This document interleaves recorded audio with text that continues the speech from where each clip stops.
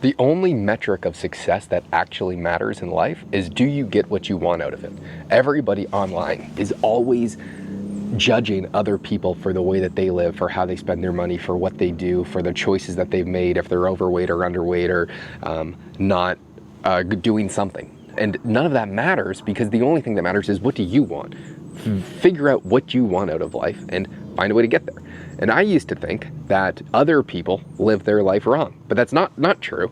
It's not wrong. It's, how do you want to live, and just do that. And I literally could not give a single fuck what someone else thinks about how I live my life, because I've engineered the exact life that I could have ever have dreamed of, and it's actually better than I could have ever imagined. I want to work very hard. I want to be in chase of excellence and of greatness in a lot of ways, in terms of work and the business that I want to build, and be a part of something that is huge. And I get driven by chasing that sort of excellence. And I know unequivocally that most people would hate to be in the position that I'm in, because I work almost every single day, or I work every day, but I work almost the entirety of every single day. I go to bed thinking about work. I would say 50% of nights I dream about work. I wake up and the first thing I check is my phone, and I get started working. And I am constantly thinking about, how can we grow the largest business humanly possible, because I love the business that I'm a part of. I love the team. I love everything about it. And I'm hyper obsessed with it. And I'm doing exactly what I want to on a day-to-day basis. And I also have incredible people around me.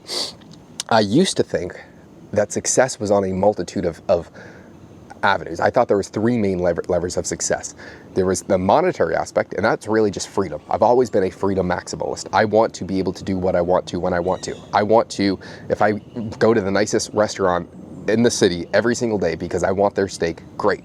But for that, you need money. So I thought that you needed some degree of financial security that allowed you to have freedom. And so that was the first lever of success that I always perceived. The second was physical. I thought that you had to be in good physical health. I didn't consider people successful that had a bunch of money but were fat and out of shape and lazy. I would say a lot of people were in that category. And the third I always considered was a mental. Are you continuously chasing a mental excellence and trying to expand your mind and get smarter and be more intelligent on more areas of life? And so those were the three barometers that I would always think of. And then the relationships that you have with people. But that's my perception. I didn't even put myself in someone else's shoes. Some people don't give a fuck about money. Some people don't give a fuck about being fit. Some people don't care about trying to pursue mental excellence. And so that was my perception. And I was judging other people for not actively pursuing those things. But some people are hyper successful in their own world because they do what they want to. And that is the only thing that matters in life. It is, do you get what you want of it? Do you do what you want to do? Are you actively doing everything that you want and get whatever you want out of life? That's the only metric of success that matters. If someone genuinely has the burning desire to, let me give you an example. Me and my sister are polar opposites in terms of almost everything, except for one thing. We have both gotten what we've wanted out of life. And I would consider her to work harder than me in what she does. And she doesn't even like working hard. But from the time of third grade, she made the decision that she wanted to go to college and she wanted to get excellent grades and she wanted to go to a great school. Third grade. In third grade, I was upstairs playing with action figures, and I was like, oh my God, like, I'm gonna do this, and I didn't give a fuck about anything. And she was studying for college, and she continued to study and continuously pursued educational excellence her entire school career, and almost got a perfect score on her SATs, got a free ride to college, and now she's getting her PhD at a very nice school where they actually pay her to do it. And she's constantly winning economic awards in her science field. And me and her, we have opposite beliefs in almost everything. And I would consider her to be hyper successful because she does what she wants to do. She's gotten what she's wanted out of life, and that does change.